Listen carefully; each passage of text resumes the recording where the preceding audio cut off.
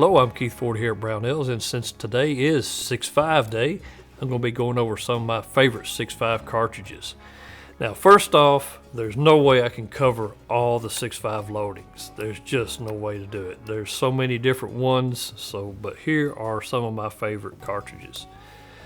Now, starting around 1893, the Swedish military adopted the 6.5 by 55, or more commonly called the 6.5 Swede.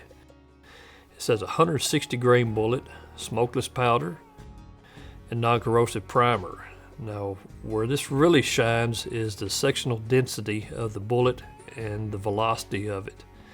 This thing is really good at knockdown and at long range as well. And also the ballistic coefficient of it. This is a super good bullet and has been for a long time.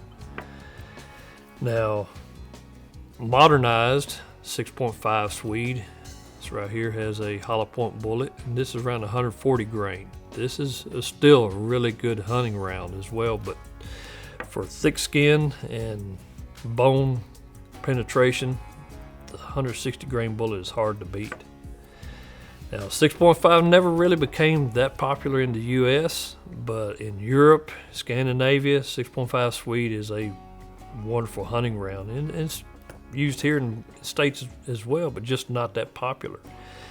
Now, around 1900, Steyr developed the 6.5 Mannlicher-Schönauer, and this right here is 6.5 by 54. Now, in 1900, Steyr introduced this round at the World's Fair, and it quickly became very popular in Africa as a hunting round, and W.D.M Bell used this on several, I believe around 300 elephants during his hunting time in Africa, and lions and tigers, and was very impressed with the round. Now, Bell used the 6.5 Mannlicher-Schönauer for several years, up until the point that he could no longer get reliable ammunition, and after a couple of rounds misfired and one of them actually come apart while he was on an elephant hunt, he decided to go with something else and ended up going with the 275 Rigby, which is a 7mm Mauser. So now let's jump forward a few years. About 1996, Remington and then another company called A-Square were playing around with what they call the 6.508, or what Remington called the 260. Both of these were going into SAMI at about the same time, and Remington got the final call on it. And so here's the 260 Remington, or the 6.508. This is a fantastic little cartridge. Just still didn't quite become that popular. Doesn't burn barrels out, but it's a really good cartridge. Now let's jump again right here to the 6.5 by 284. This is a Norma round. Norma took the Winchester 284 and necked it down to 6.5. This was really a bench rest shooter and fantastic cartridge. And then they started loading it for hunting rounds, and it works really, really good. And I've been shooting it for several years and don't have any problems with it. Now, for the AR market, the 6.5 Grendel.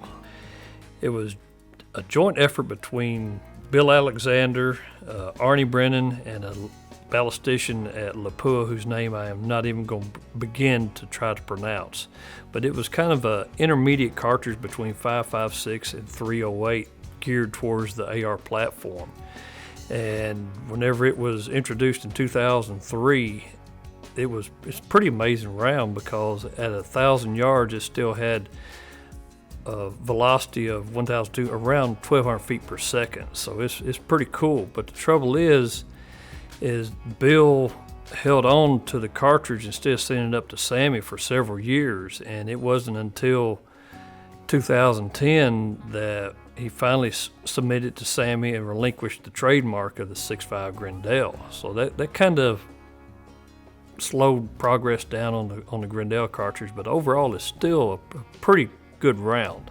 It just never did get the popularity that I think that Bill was looking for on that. And then the 6.5 that everybody loves to hate, the 6.5 Creedmoor. You either love it or you hate it. I mean, there's really no in between on that.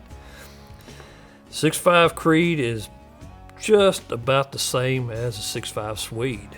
I mean, if you load the 6.5 Swede up to the European CIP loadings, you're actually getting more performance out of the 6.5 Swede than you are the 6.5 Creedmoor. And it's about 100 feet per second, about 100 foot-pounds less energy than a 6.5 Swede.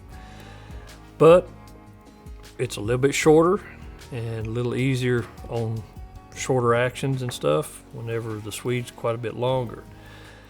But for target shooting, long range, the 6.5 Creedmoor is a pretty sharp round.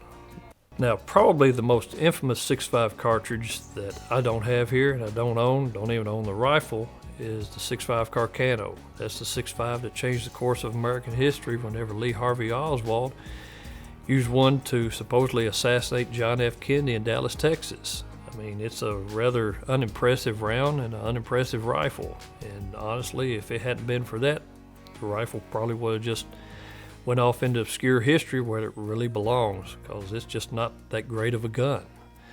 I mean, hey, you might like it. If you do, I'm all happy for you, but me, I'm just not a fan of that gun. Now, for over 130 years, the 6.5 has covered just about every corner of the shooting market, from the military to the military historian, to hunters, big game, small game, Africa, Europe, the United States, just about everywhere. Even to the precision shooter of today with the 6.5 Creedmoor and now the 6.5 PRC.